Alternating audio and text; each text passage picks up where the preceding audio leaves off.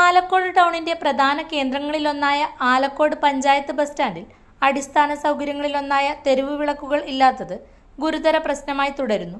3 പതിറ്റാണ്ട് മുൻപ് സ്ഥാപിതമായ ബസ് സ്റ്റാൻഡിൽ ഇന്നും ആവശ്യമായ ലൈറ്റിംഗ് സൗകര്യങ്ങൾ ലഭ്യമാകാത്തത് പ്രദേശത്തെ ഇരുട്ടിലാഴ്ത്തിയിരിക്കുകയാണ്.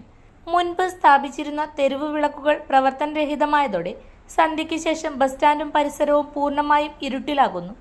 ദിനംപ്രതി നിരവധി യാത്രക്കാരും ബസ്സുകളും എത്തുന്ന സ്ഥലമായിട്ടും അധികൃതരുടെ അനാസ്ഥയ്ക്കെതിരെ നാട്ടുകാരിൽ ശക്തമായ പ്രതിഷേധമുണ്ട്.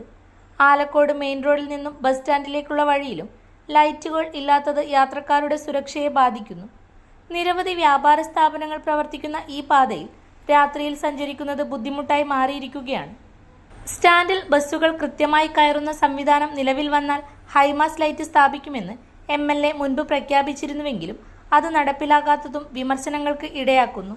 Sub treasury, village office, ICDS office, ബാങ്കുകൾ ഉൾപ്പെടെയുള്ള നിരവധി സർക്കാർ സ്വകാര്യ സ്ഥാപനങ്ങൾ പ്രവർത്തിക്കുന്ന ഈ മേഖലയിലെ വെളിച്ചക്കുറവ് വ്യാപാര മേഖലയ്ക്കും തിരിച്ചടിയാണ്.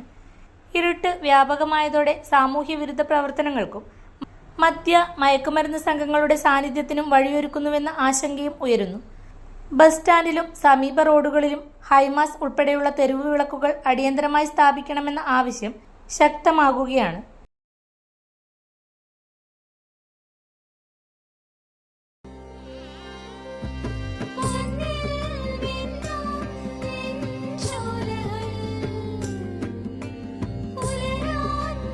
ഇതെനിക്ക് തരുമോ?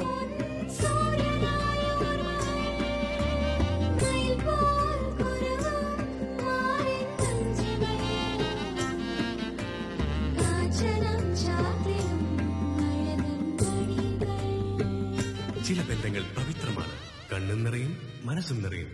സ്വന്തം ജോസ്കോ ജ്വല്ലേഴ്സ്. ഇനി സംശുദ്ധമായ സ്വർണം ചെറുപുഴയിൽ.